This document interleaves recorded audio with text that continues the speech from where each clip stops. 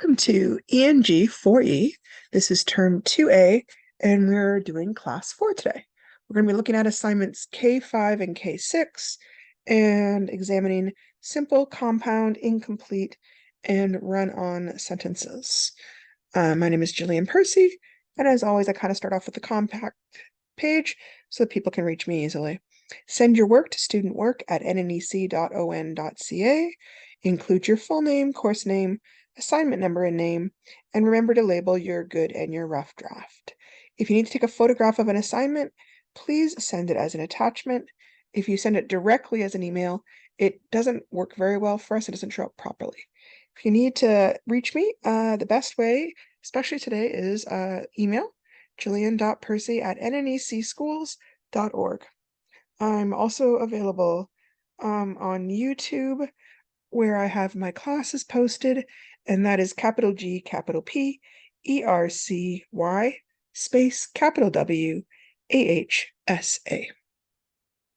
Okay, looking at today's work, today we're going to learn the main parts or criteria for a correct simple sentence, understand and identify what constitutes an incomplete sentence, apply this understanding to fix complete sentences, create simple sentences of your own, understand the definition of a compound sentence, understand how to create a compound sentence using coordinating conjunctions and a comma, understand what a run-on sentence is and the two main ways they are created, identify when a sentence is a run-on sentence, and apply your understanding to fix run-on sentences. So a simple sentence has to have a subject, which is always a noun or a pronoun. It also needs to have a predicate, which can be just a verb or a verb plus other words needed to complete the thought. Every sentence needs to express a complete thought. Another way to say this is that a simple sentence is one main or independent clause.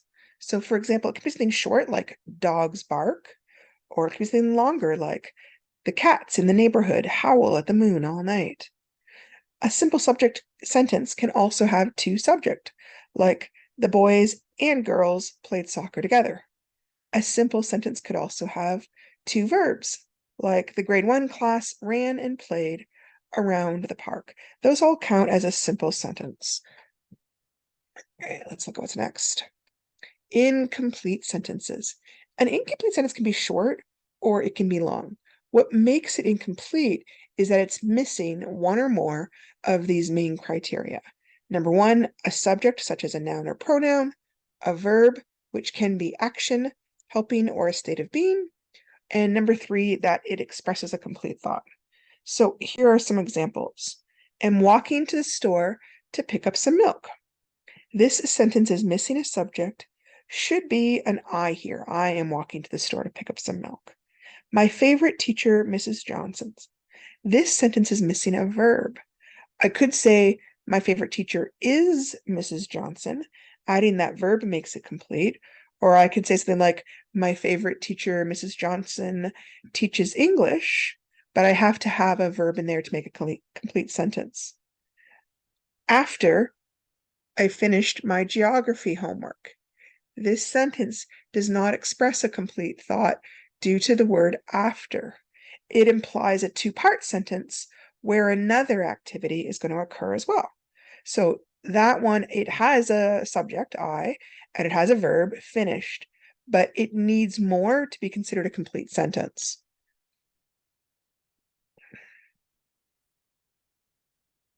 Are these sentences complete or incomplete?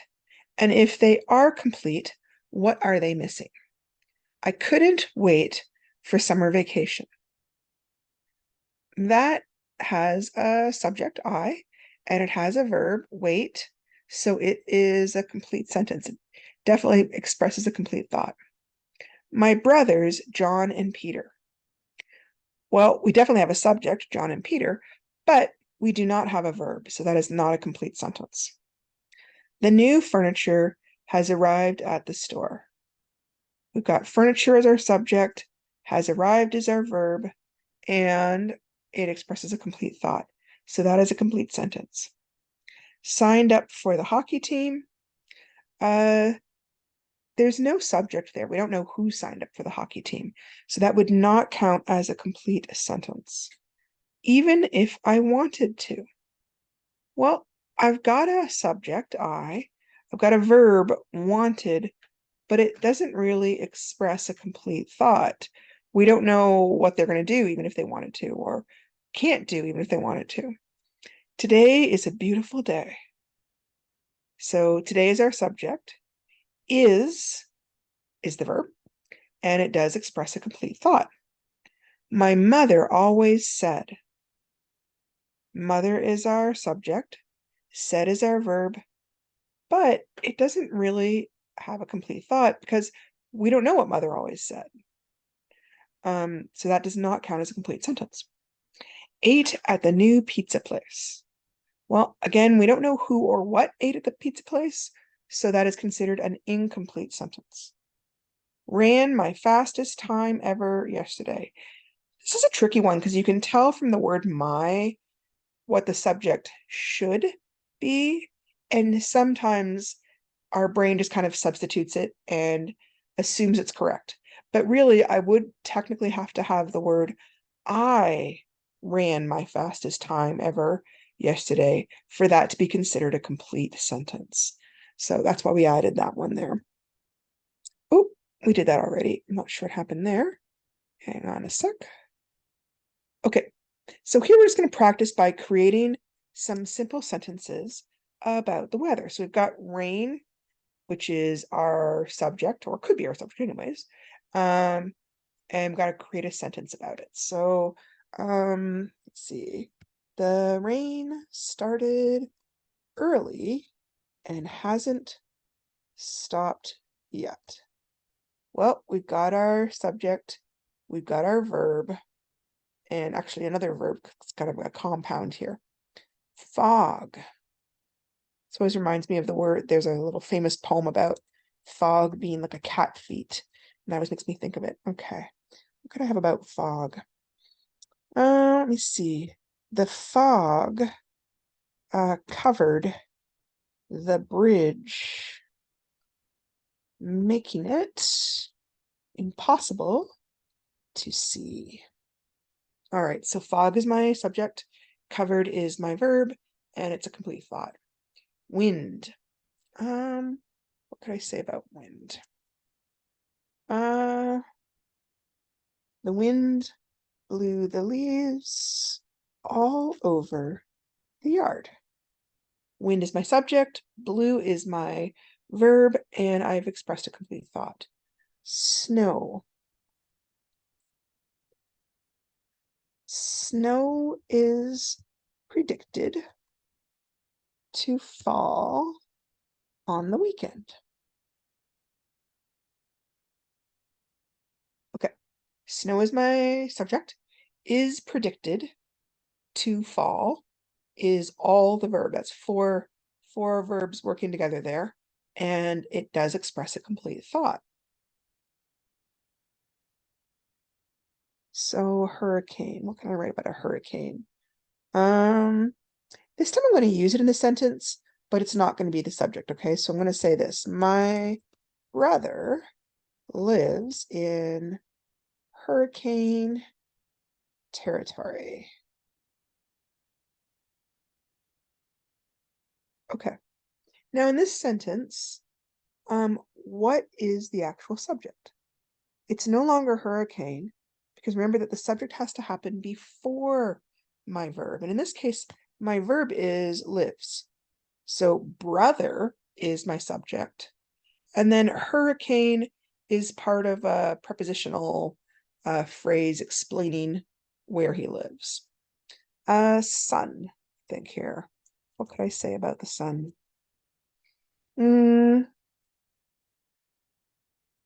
Let's see. The sun is, let's see, sets too soon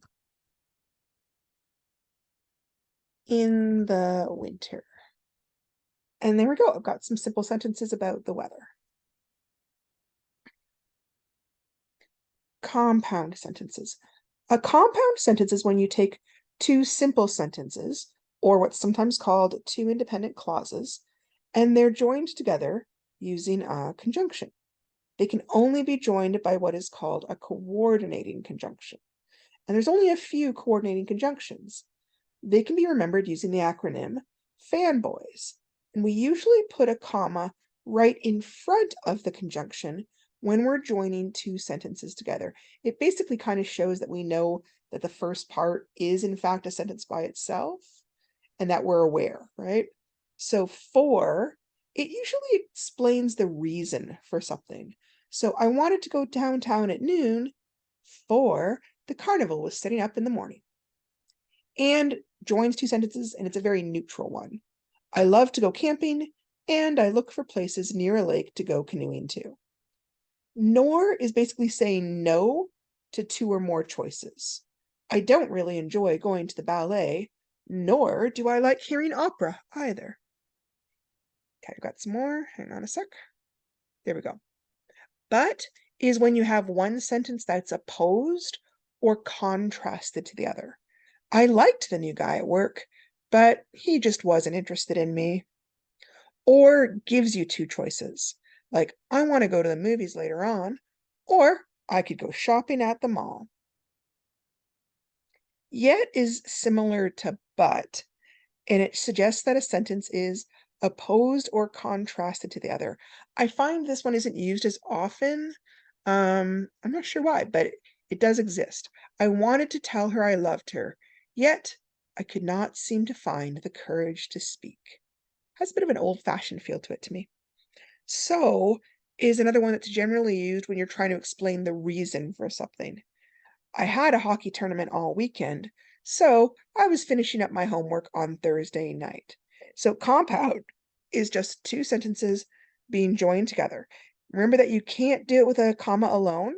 It has to have the comma and the conjunction. So now, let's be a little bit harder. We need to create some compound sentences about transportation. So I've got started with bike. I think here. Hang on, I need to start with capital because it's the beginning of a sentence.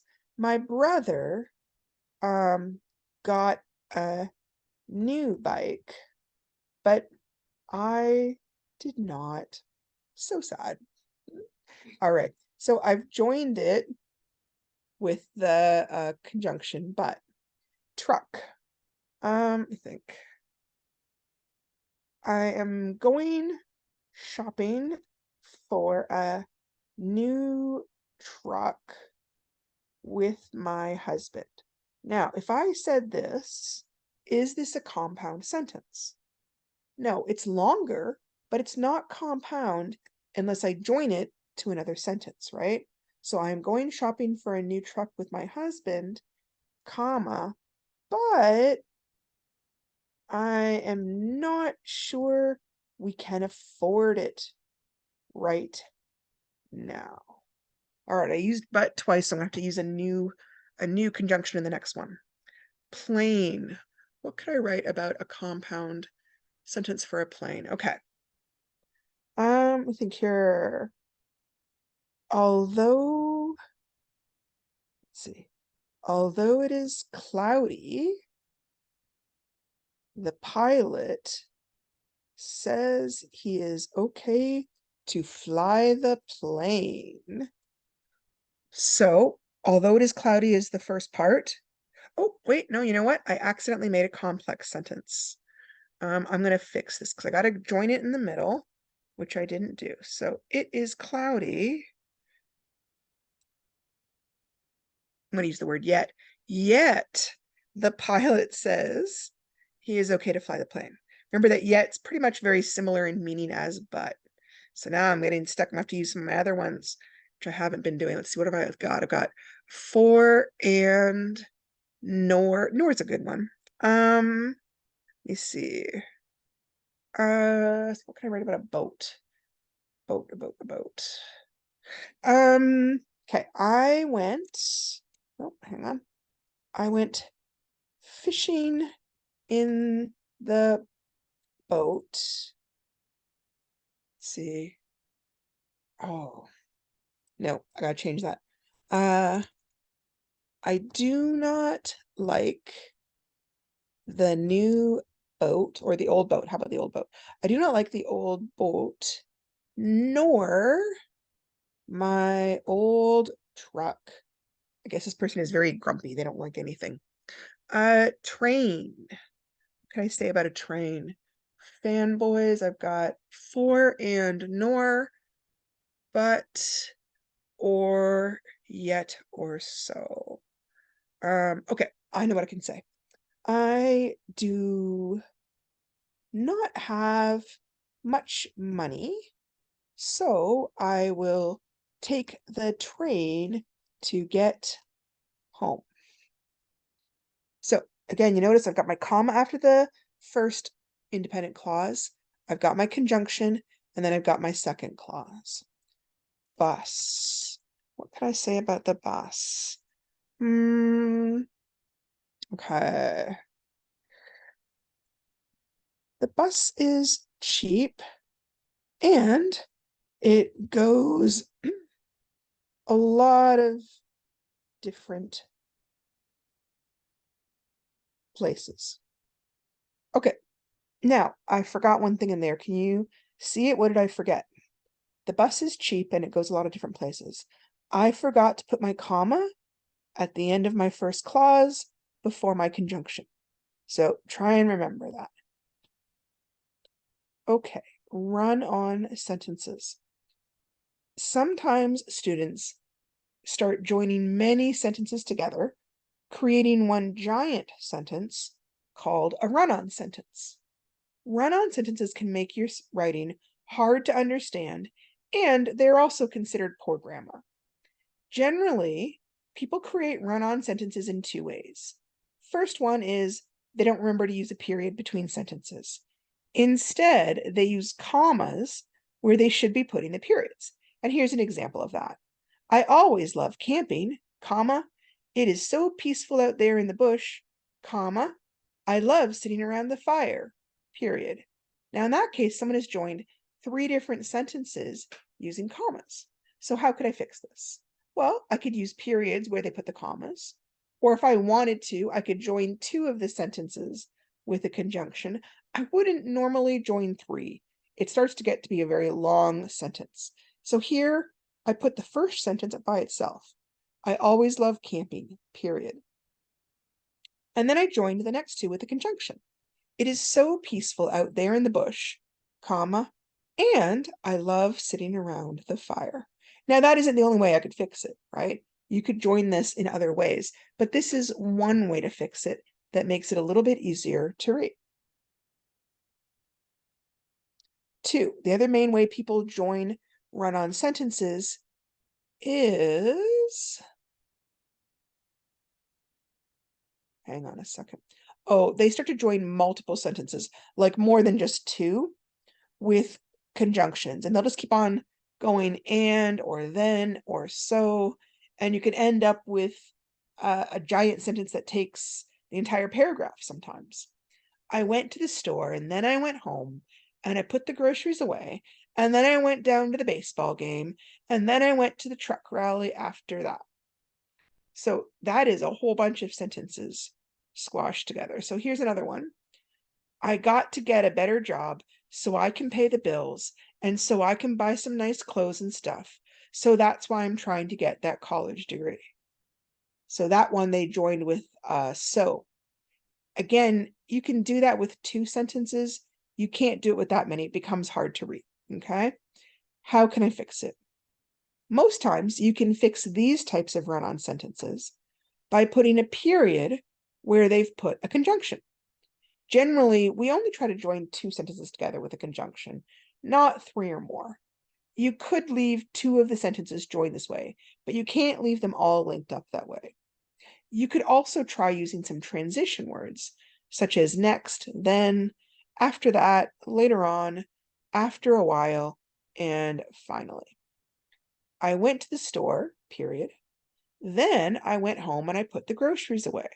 So I've joined those two, but now I'm putting a period. Next, I went down to the baseball game, period. After that, I went to the truck rally, period. And the reason I'm mentioning the transition words is a lot of the time when people are writing these kind of run-on sentences, it's because they're trying to show that they're connected in time.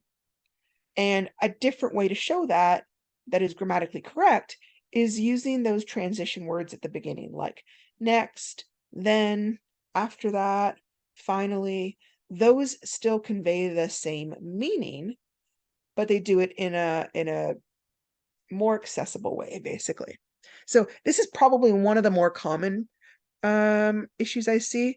And in all honesty, it's the one I'm most prone to myself because it's such an easy thing to do. I also think with all the Facebook we do these days, that a lot of times it's really easy to get used to it because for whatever reason, we don't seem to use periods much when we do Facebooking. I don't really know why. Anyways, so this is key question number 5, and it is talking about simple and compound sentences. And this question is worth 5 marks. And you'll recall that a simple sentence has one main clause, while a compound sentence has 2 or more main clauses linked by a conjunction or a semicolon. Yeah, I forgot to talk about semicolons. Okay, so hang on. A main clause. What do we say a clause was? A clause has a subject and a verb, and it expresses a complete thought. A compound sentence has 2. Now, they do say you could have more, and I can see it, but I don't want to. It's easier to just say 2 for right now, okay? Linked by a conjunction, we just talked about that, or by a semicolon, which I'll show that in a minute. Hang on a second. So they've got some examples here. A simple sentence would be, Joe trapped Beaver and Martin. Or the compound sentence, Joe got his snowmobile ready, and then he went to check his beaver and marten traps. Now, to me, he's forgotten something here because he forgot his subject. Again, I don't write these are from someone else. And then he went to check his beaver and marten traps. Without that this would not have been a compound sentence. It would have been a compounded predicate instead. Didn't quite work. I'm gonna just really quickly talk about using a semicolon to join sentences because I really kind of skipped over that.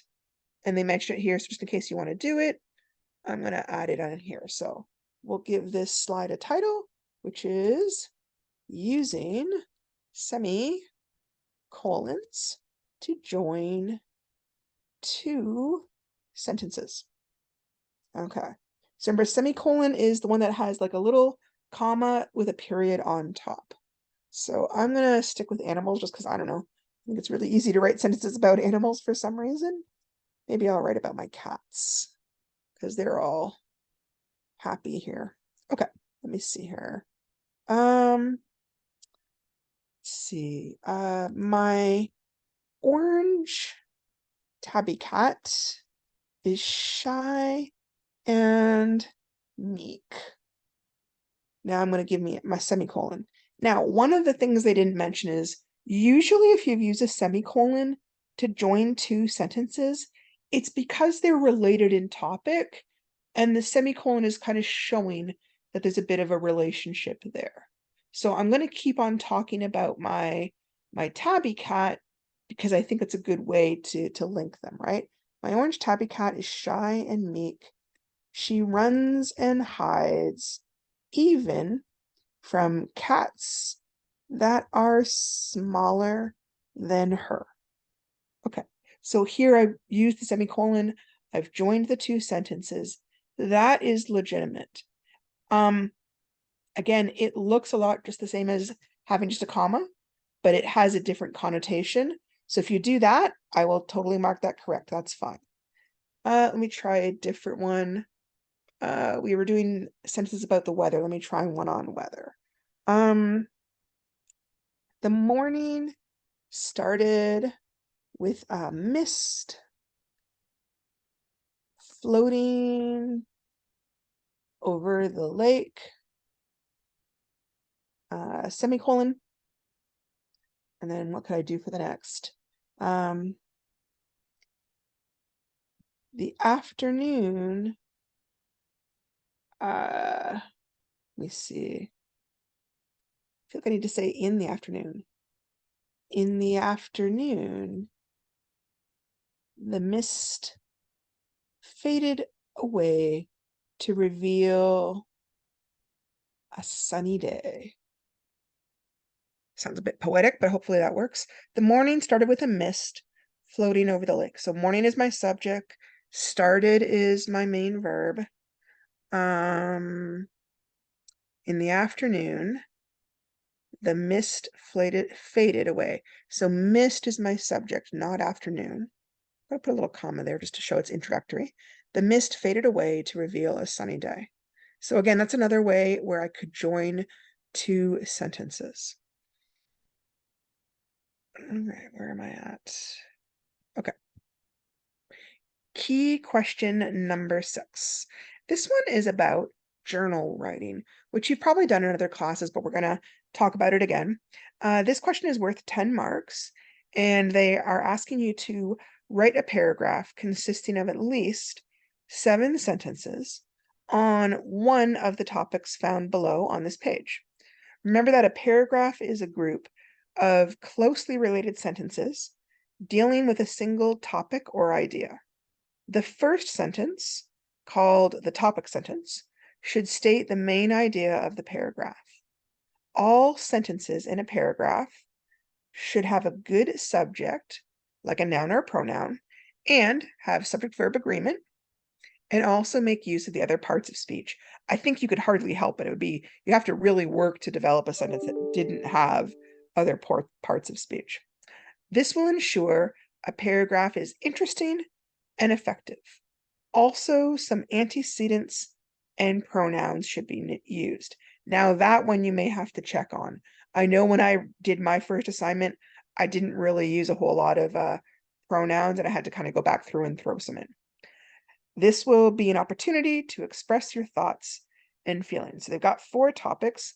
One is summer of 2022. Now, if you need to change to a different year, that's fine. It doesn't matter to me. Number 2, a trip I have taken. Number 3, an elder in my community. And number 4, what I hope to gain from this course. Okay, so we've talked about this before in other classes, but I don't think we've talked about it yet in this class. Paragraph format. They sometimes refer to paragraph format as the hamburger format because they have a topic sentence up top, which is represented by the bun. Then they have a whole bunch of details that support the topic. And then at the end, they have another bun, and that is your closing sentence, what they're calling the clincher sentence. And it should kind of echo or restate the topic sentence. They cannot be exactly the same. That would just seem weird, but they will be similar. So if you opened with, I love to go swimming, maybe your paragraph would have a bunch of details about what's so great about swimming. And then you might close with something like, all these reasons are why swimming is my favorite sport. So it's still the same concept, and it's still kind of a general statement, but it's not exactly the same word for word. So every good paragraph must have a topic sentence. It is a key thing I look for when I am marking your work. And then usually there's 3 to 5 sentences that have details or examples or reasons that support your main idea up here. And then finally, you'll have a closing sentence that wraps up the paragraph. Often it restates the opening sentence, but in different words. Now, all these details in the middle, those are what make the paragraph really interesting to read. But these ones, they're kind of almost like manners, right? You know, if somebody like opens the door for you, in a sense, when you give somebody an opening sentence, you're opening the door, you're introducing them to the rest of your paragraph. And then you're very politely closing the door behind them and letting them know, okay, now I'm finished talking. I am done talking about the subject. A lot of times people remember the topic, the opening, they tell me the body, and then they forget the close. But when you're reading, sometimes that kind of leaves you the idea of, it feels almost as if the person walked away in the middle of a conversation and didn't say goodbye. So in writing, having a good closing sentence at the end of your paragraph, it's kind of the equivalent of politely saying goodbye. It lets the person know that you're finished talking or writing and that, they have a turn to speak or they have a turn to move on to something else if it's writing. So here is an example. This is a sample paragraph. This one is from your book. It's very formal. When you choose a post-secondary institution to attend, there are many issues to consider. Now, I highlighted that in yellow just so you could notice it as the opening sentence. But when you're writing to me, you don't have to highlight or underline, okay? I'm just trying to make it stand out so you know what I'm talking about. You must consider the type of program you wish to pursue and determine which schools offer the most valuable course of study for your goals. You and your family must discuss the relative costs of various types of programs, deciding which schools are affordable to you. Your academic ability must be considered in terms of competition and grade requirements. Your personality must be taken into consideration as well. Are you prepared to work hard and be committed to doing well in your courses? Do you prefer large classes or small? Are you prepared to move, if necessary, to a bigger community or city? Do you function best in a structured or loose setting? Choosing a post-secondary institution is a serious endeavor, encompassing many different elements regarding the school, your goals, your abilities, and your preferences. Now, the reason why I highlighted that last sentence is to make it stand out and show you that's my closing sentence. And you can see it echoes the opening. There I talk about there's many issues to consider, and then in the bottom, I kind of mention some of the issues: the school, your goals, your abilities, your preferences. And then the meat and all the kind of juicy good stuff of our hamburger is all these supporting details in the middle. If you only add a detail or two, it's really hard for me to give you good marks because you haven't given me enough to look at and to understand. It kind of takes a good 3 to 5 sentences in the middle to really make your ideas come alive. Okay. So again, you've got your 4 topics. Remember that the summer 2022, it could be summer 2023. It could be a summer from when you were a kid.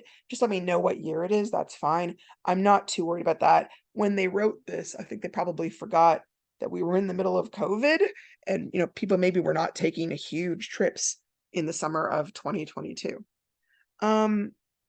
If you're not sure which one to write about, take a look at each one and think about, do I have anything to say on this topic? If you come up completely blank, take a look at the next one. You can also think about which topic you think is most interesting to write or to read about, right? Like, would you enjoy reading about elders and other people's communities? Yes, then in that case, that might be a great topic for you to write about. Do you love reading about other people's vacations? No? Okay, well then maybe you won't really enjoy writing about your own vacation. So that's kind of one of those things you need to think about because, I wouldn't necessarily want to write about every single one of these myself. It goes a lot easier if you've got something to say. Okay, so as always, whenever you're writing, you're going to want to start with brainstorming or kind of planning out some ideas. And the reason for this is if you've got like a little list of ideas next to you when you start to write, it's so much easier. If you're having to sit down and think about what you want to say, but also think about sentence structure and spelling and punctuation, it can kind of be too many things to think about at once. And sometimes what happens is we stare at the blank page and we get overwhelmed and we walk away and go watch some TV because we don't feel up to it. But if you set your timer for say 10 minutes and then sit down and write as many ideas as you can think of on one of the topics and then stand up, walk away, watch your TV show, then maybe come back to it. Okay, have I got enough to write on? Sure. Now maybe I'll sit down and spend 20 minutes doing your rough draft. These things don't have to take forever as long as you put a little bit of time in for each part. So I'm going to role model how to brainstorm ideas. For my paragraph, I'm going to select trip I have taken. And I'm going to think about possible activities or people or places I visited that I want to mention in my paragraph.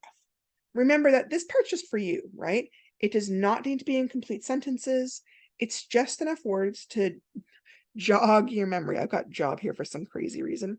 Jog your memory. Remember too, this part doesn't get handed in to me. I don't mark it. I'm not even going to see it unless you happen to choose to hand it in to me for some reason.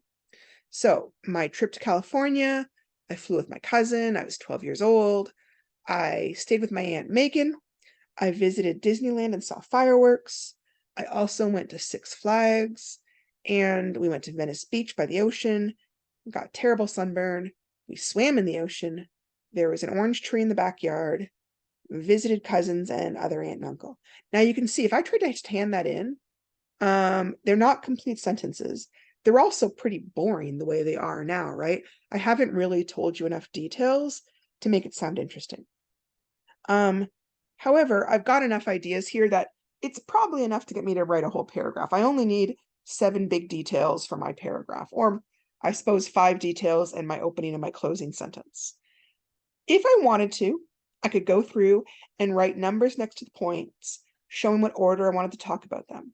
For example, let's say I wanted to put the events in chronological order. So here's my first activity, and then we did this, and later we did that all the way to the last activity. And then I might want to put the numbers down so I don't get mixed up.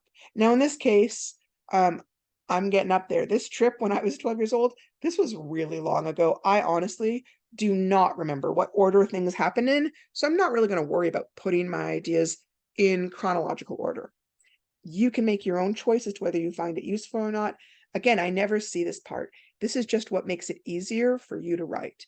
You are the only one that can decide that. Okay, ooh, this went very small. Why is this so small? Hang on a second, guys. I'm just going to try and make this a little bit bigger.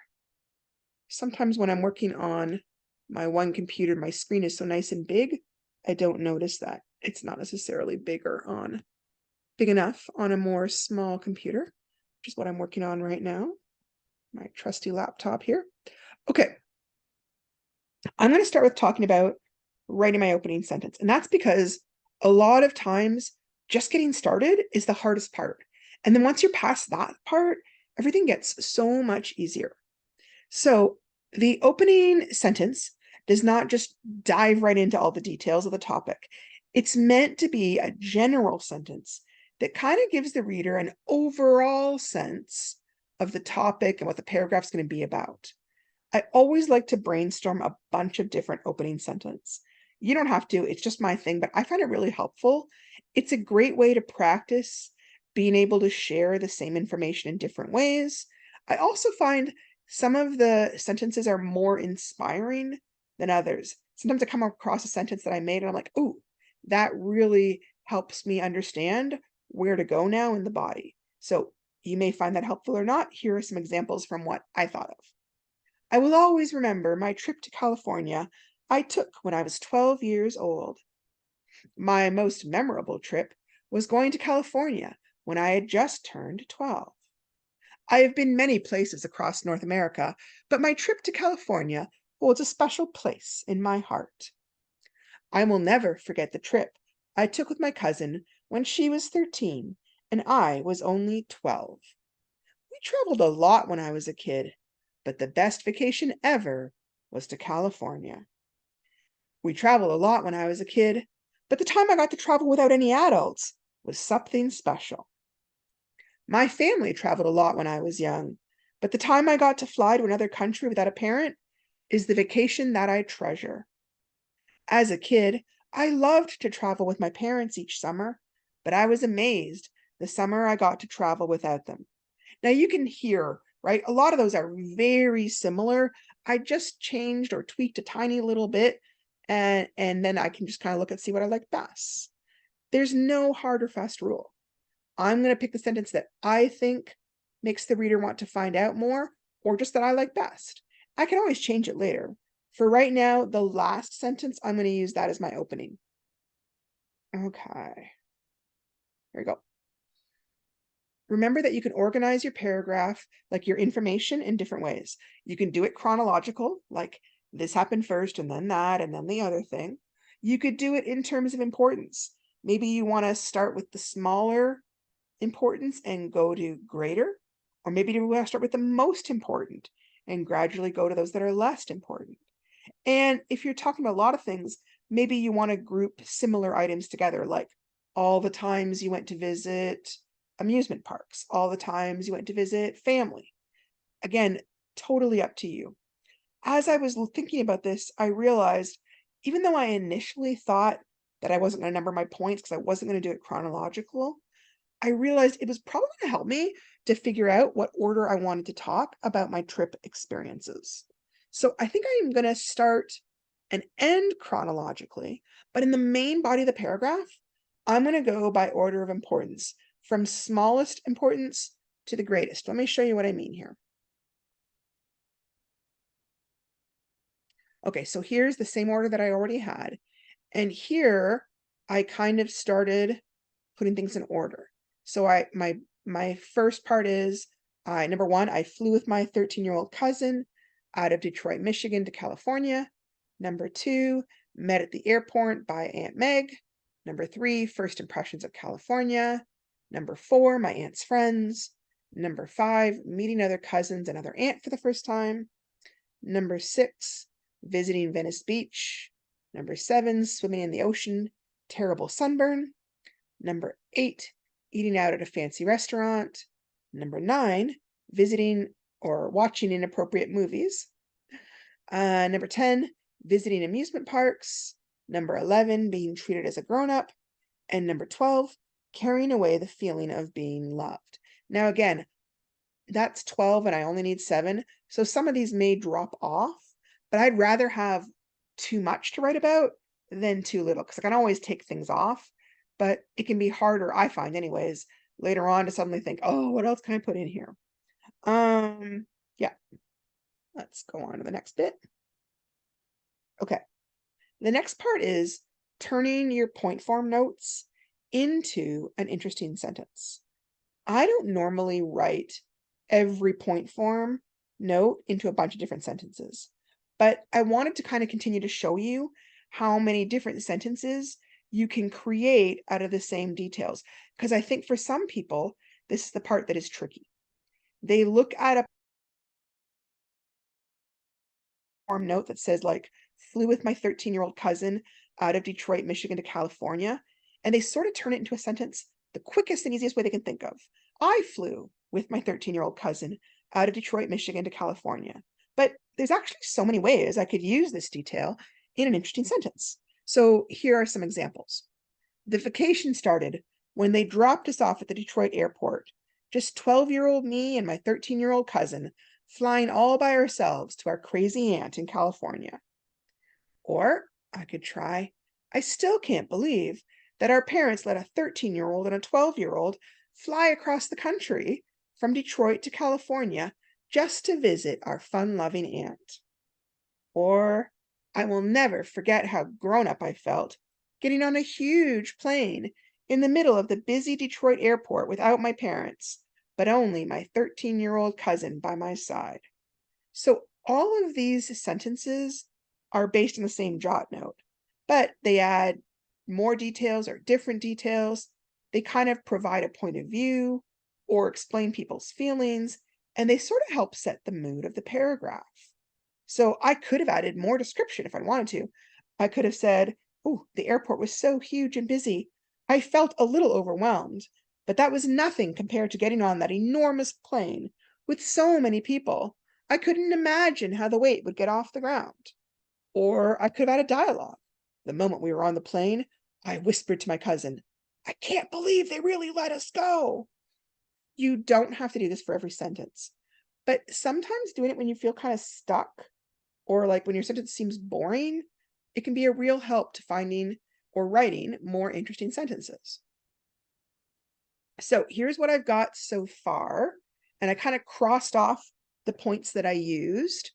As a kid, I loved to travel with my parents each summer, but I was amazed the summer I got to travel without them. I still can't believe that our parents let a 13-year-old and a 12-year-old fly across the country from Detroit to California just to visit our fun-loving Auntie Meg.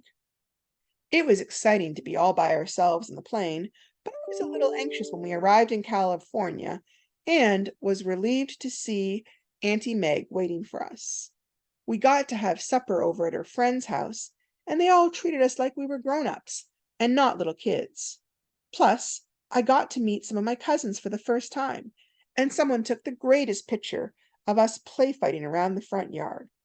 Again, I'm probably not going to use every single sentence I just wrote. I'm probably going to cut some things out, but I don't want to spend my time editing right now. It's easier to just keep my momentum up and keep writing while I've got some ideas. So trying to edit while you're writing can sometimes make you kind of freeze up and get very anxious about writing perfectly. So that's why we save the revising till later. A lot of people find that so much easier and less stressful. Okay, I'm getting close to the end of my time. Let me just do a quick check and see. Some of this I may have to cover tomorrow. Hang on a sec, guys. Okay, here is my whole rough draft. The stuff in black at the top, we already talked about.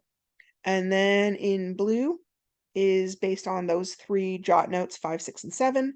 And the stuff in green is based on 8, 10, and 11. I also remember going down to the ocean. The water was salty, the beach was beautiful, and the boardwalk full of vendors and trinkets was so fun to walk along. It was worth the terrible sunburn that followed, with our legs so burnt we could barely stand to sit on the chairs at the fancy restaurant we went to afterwards. We visited amusement parks like Six Flags, Knott's Berry Farm, and Disney World, which had the most spectacular fireworks at night. I think the best part of the trip for me was how our aunt acted as if we were practically adults, including taking us to raunchy movies our parents were horrified to discover we had seen. At a time in my life when I was terribly unhappy, all the events from that vacation gave me a lasting sense of being loved and appreciated that did not fade. So, we have kind of run out of time at this point. I'm going to leave it right there. And hang on, you'll see me do this. I usually put, if I have to stop in the middle, I put a little tiny marker there. So I just remember, hey, I didn't get past this point. I'll take a look later and see if we need to cover the other stuff. I think you've got enough of an idea right now to be able to get your brainstorming done and your rough draft done, okay? If you're stuck for help with this or any other assignments, remember that you can email me at jillian.percy@nnec.on.ca. Let me just go back to my contact page so you can see it. There we go. Okay. And thank you so much for joining me today. Tomorrow is Friday, so we don't have class tomorrow. And then we've got Saturday, Sunday, and then we'll be back on Monday with class number 5. So I hope you have a good time with this and have a great weekend, and I will talk to you guys later. Thank you.